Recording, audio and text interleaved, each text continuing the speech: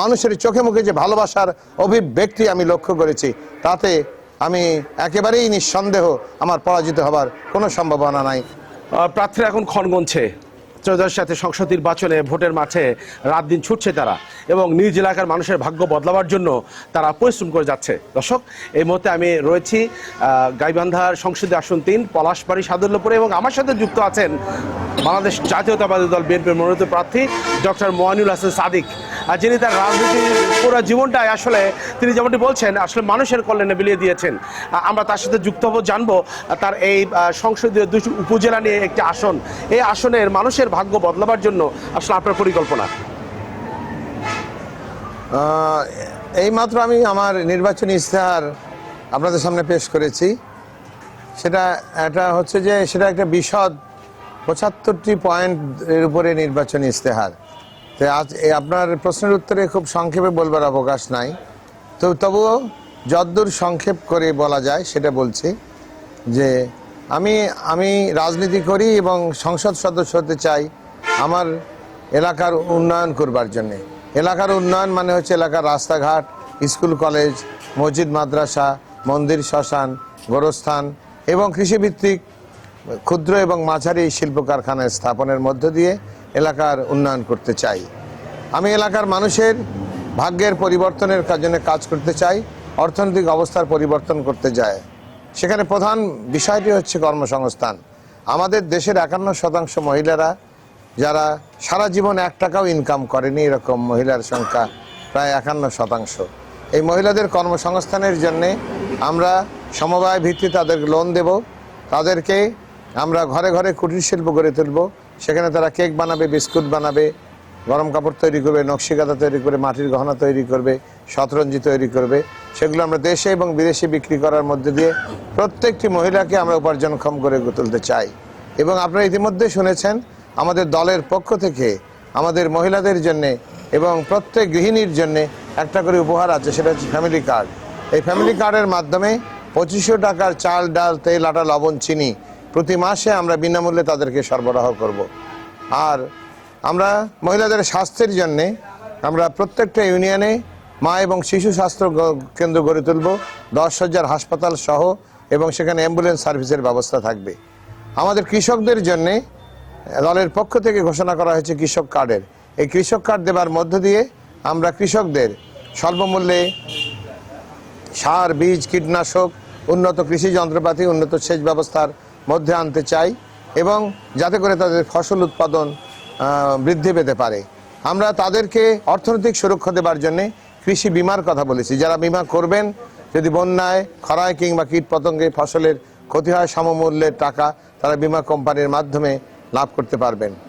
আর আমরা কৃষকদের জন্যে যেটা আমরা অর্থকরী ফসল যেগুলো, সেগুলো উৎপাদন করবার জন্য তাদেরকে উৎসাহিত করছি, যেমন ভুট্টা, মরিচ, যেমন আদা, রসুন, পেঁয়াজ, এগুলো অর্থকরী ফসল, তিল, তিসি, সয়াবিন, সরিষা, এগুলো করার মধ্যে দিয়ে তারা বেশি লাভবান হবে।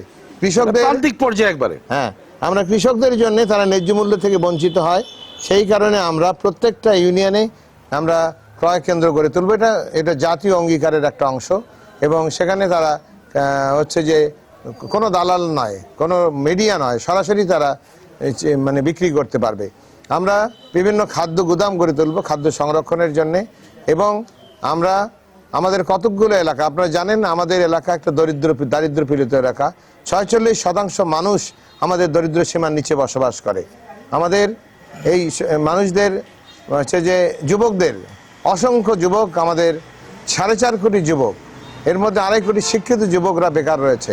যারা শিক্ষিত যুবক তাদেরকে আমরা আইসিটি প্রশিক্ষণ দেব, এবং তারা ইন্টারনেটের মাধ্যমে বহির্বিশ্বের সঙ্গে যুক্ত হবে। আউটসোর্সিংয়ের মাধ্যমে ঘরে বসে থেকে লক্ষ লক্ষ টাকা ইনকাম করা সম্ভব।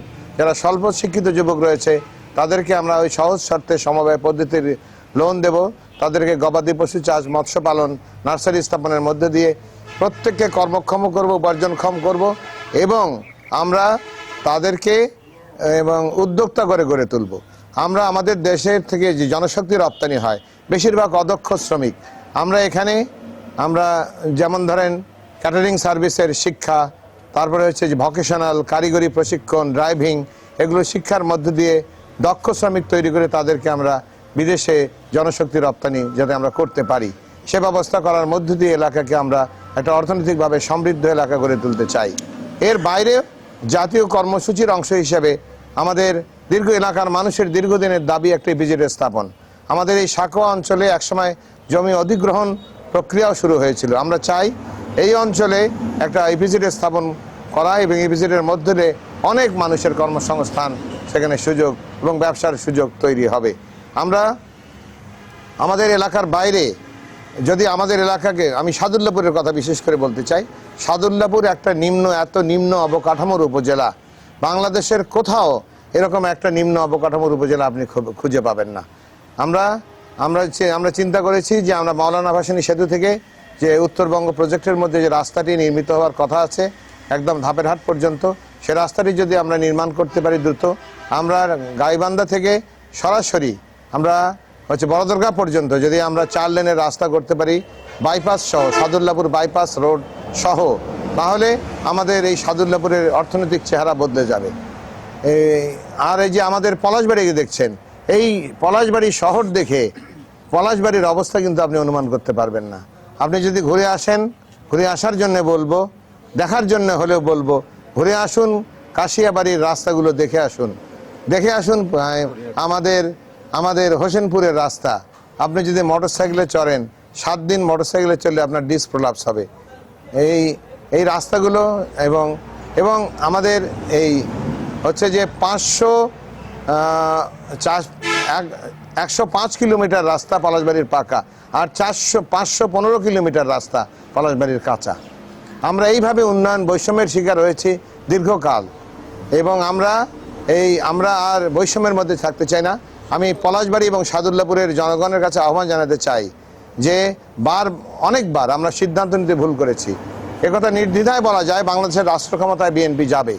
আর এখানে যদি বিএনপির জনপ্রতিনিধি নির্বাচিত না হয়, তাহলে অতীতের মতো যেমন ক্ষমতায় ছিল বিএনপি, লাঙ্গল মার্কায় ভোট দিয়েছে সাদুল্লাপুর এবং পলাশবাড়ির জনগণ। এই কারণে উন্নয়ন বৈষম্যের শিকার হয়েছে। এবারে যেন এই ভুলটা না হয়, বিএনপি যেহেতু রাষ্ট্র ক্ষমতায় যাবে, সেই জন্য ধানের শীষ প্রতীকে নির্বাচিত করার মধ্য দিয়েই কেবল এলাকার মানুষের উন্নতি করা সম্ভব। সেই বিষয়ে সবাইকে আমি বুদ্ধিমানের মতো সিদ্ধান্ত নেবার জন্য অনুরোধ করব। সব সময় বুদ্ধিমান মানুষ স্রোতের অনুকূলে চলে। বুদ্ধিমান মানুষ যেদিকে বৃষ্টি সেই দিকে ছাতা ধরে। আর যদি আপনি সেটি না করেন, তাহলে আপনি আবারও সেই যে তিমিরে রয়েছে, আমরা সেই তিমিরেই রয়ে যাব। 2টি উপজেলাকে সাজানোর চমৎকার পরিকল্পনা আমরা শুনেছি। আসলে আমরা সব প্রশ্নের উত্তরই পেয়েছি, কারণ আমরা জেনেছি যে তারেক রহমানের 31 দফা, এটা আসলে জাতীয় পাশাপাশি মফস্বলও এর সুফল মানুষ ভোগ করবে। এবং আপনার যে 2টি উপজেলা নিয়ে একটি সংসদে আসুন, চমৎকার আপনার পরিকল্পনা করেছেন। ডক্টর মনির হোসেন সাদিক, যেহেতু দীর্ঘদিন শিক্ষক চিকিৎসা পেশা আপনি জড়িত ছিলেন, এবং এই এলাকার মানুষের চিকিৎসার ব্যাপারে আমরা দেখেছি যে আপনার যে অবদান, এটা অবর্ণনীয়। আমি লাস্ট একটা প্রশ্ন করে আমি আমার প্রোগ্রাম শেষ করব। আসলে যেহেতু আপনি একজন চিকিৎসক এবং অধ্যাপক ছিলেন, সেক্ষেত্রে প্রান্তিক মানুষের, আপনি বলেছেন ডাইনামিক, আসলে যদি এমপি নির্বাচিত হতে পারেন, চিকিৎসা ক্ষেত্রে আলোটা কিভাবে ছড়াবেন সংক্ষিপ্তভাবে? চিকিৎসা জেনে আমাদের তো জনাব তারেক রহমানই ঘোষণা করেছেন যে প্রত্যেকটি স্বাস্থ্য কেন্দ্রকে 150 শয্যায় উন্নীত করা হবে। সেখানে সমস্ত বিশেষজ্ঞরা থাকবে এবং আমাদের এই অঞ্চলের মানুষরা বিশেষজ্ঞ চিকিৎসা সেবার সুযোগের মধ্যে আসবে। আমরা প্রাথমিক পর্যায়ে কয়েক লক্ষ আমরা স্বাস্থ্যকর্মী এবং প্রিফারেবলি 80% মহিলা স্বাস্থ্যকর্মী বা হেলথ ওয়ার্কার নিয়োগ করব, এবং তারা মানুষের বাড়িতে বাড়িতে প্রাথমিক স্বাস্থ্যসেবা মধ্যে যে কয়টি রোগ পড়ে সেই সেবাগুলো তারা প্রদান করবে। যেভাবে শহীদ জিয়া গ্রাম ডাক্তার এবং মাফ করবেন পল্লী চিকিৎসক সৃষ্টি করেছিলেন, সেরকম আমরা এরকম হেলথ ওয়ার্কার তৈরি করব। আমরা একটা রেফারেল পদ্ধতি তৈরি করব, যে যদি তারা না পারে তাহলে স্বাস্থ্য কমপ্লেক্সে যাবে, স্বাস্থ্য কমপ্লেক্স যদি না ব্যর্থ হয় তাহলে সেকেন্ডারি পর্যায়ক্রমে, যাতে করে এই টার্সারি কেয়ার হসপিটালগুলো, যেমন মেডিকেল কলেজ এবং বিশেষায়িত হাসপাতালগুলোতে অত্যন্ত রোগীর চাপ খুব বেশি, যেটা হয়তো জেলা শহরে চিকিৎসা সম্ভব, যেটা হয়তো উপজেলাতে চিকিৎসা সম্ভব, সেইটা আমরা সেইখানেই করার ব্যবস্থা করব। এইভাবে আমরা মা এবং শিশু স্বাস্থ্যের চিকিৎসার জন্য প্রতিটি ইউনিয়নে আমরা মা এবং শিশু স্বাস্থ্য কেন্দ্র খুলব, 10 শয্যার হাসপাতাল সহ, যেখানে মায়েরা স্বাস্থ্য নিতে চিকিৎসা নিতে পারবে। মায়েদের গর্ভকালীন সময়ে আমরা পুষ্টিকর খাদ্য সরবরাহর একটা প্রকল্প আমরা চালু করব, যাতে করে একজন মা একজন স্বাস্থ্যবান সন্তানের জন্মদান করতে পারেন। পৃথিবীর প্রায় সব দেশেই এই ধরনের পুষ্টিকর গর্ভকালীন সময়ে পুষ্টিকর খাদ্য সরবরাহের প্রক্রিয়া ব্যবস্থা চালু আছে, সেটাও আমরা করবো ইনশাআল্লাহ। ইনশাআল্লাহ। জয়ের ব্যাপারে আপনি কতটুকু আশাবাদী? সর্বশেষ জয়ের ব্যাপারে আমার প্রতিপক্ষ দল ইতিমধ্যে বুঝে গেছে যে তারা জনগণের ভোটে তারা বিজয়ী হতে পারবে না। এখন তারা, আমাদের চেয়ারম্যান সাহেবও বলেছেন, তারা এখন কৌশলের মধ্যে আছে, অপকৌশলের মধ্যে আছে। তারা জোর করে দখল করতে চায়। আমরা আমাদের কষ্টার্জিত, দীর্ঘদিনের প্রতীক্ষিত, জনগণের আকাঙ্ক্ষিত যে গণতন্ত্র, সুষ্ঠু অবাধ নিরপেক্ষ নির্বাচনের জন্যে আমরা 15 বছর রাজপথে লড়াই করেছি। আমাদের 65 লক্ষ বিএনপির নেতাকর্মীর নামে মামলা হয়েছে, 2000 সাথী আমাদের শহীদ হয়েছেন, 1000 সাথীর খবর এখনো আমরা জানি না। এবং আমাদের দীর্ঘ লড়াইয়ের 15 বছর লড়াইয়ের পথে এবং এই আমাদের ছাত্র জনতার বিপ্লব সংগঠিত হয়েছে, জুলাই অভ্যুত্থান সংগঠিত হয়েছে, যারও নেপথ্য কারিগর জনাব তারেক রহমান। আমাদের সেই কষ্টার্জিত এবং দীর্ঘদিনের প্রতীক্ষিত ভোট আমরা এভাবে দখল হতে দেব না। আমরা চাই না আমার ভোট আমি দেব, যাকে খুশি তাকে দেব, যে স্লোগান আমরা দিতাম। আমরা এখন বলি আমার ভোট আমি দেব যোগ্য দল দেখে দেব, আমার ভোট আমি দেব যোগ্য প্রার্থী দেখে দেব। আমরা কোনো ক্রমেই আমাদের সেই জঙ্গি, উগ্রবাদী, সন্ত্রাসী, জনগণের উপর নিপীড়নকারী এবং শ্রেষ্ঠ চাঁদাবাজ, বাংলাদেশের মধ্যে শ্রেষ্ঠ চাঁদাবাজ যারা বাংলাদেশের সমস্ত অর্থনৈতিক প্রতিষ্ঠানগুলো দখল করেছে, সেই সমস্ত চাঁদাবাজদের আমরা আমাদের সর্বশক্তি দিয়ে ভোট কেন্দ্র দখলের যে তাদের যে পরিকল্পনা এবং আরও অপকৌশল আছে, সেগুলো আমরা প্রতিহত করার মধ্য দিয়ে জনগণের বিজয় নিশ্চিত করব।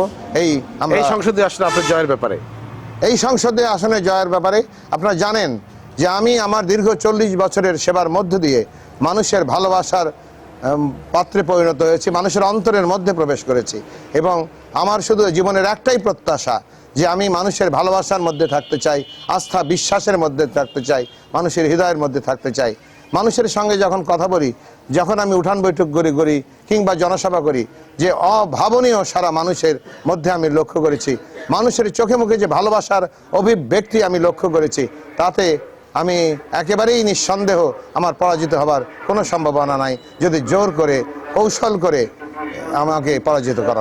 ডক্টর মনির হোসেন সাদিক 40 বছরের তার যে চিকিৎসায় অবদান, পাশাপাশি আসলে দলের জন্য যে তার ত্যাগ এবং তারেক রহমানের আসলে দেশের জন্য যে পরিকল্পনা, এগুলো আসলে মাঠে ময়দানে তিনি ছড়িয়ে দিচ্ছেন।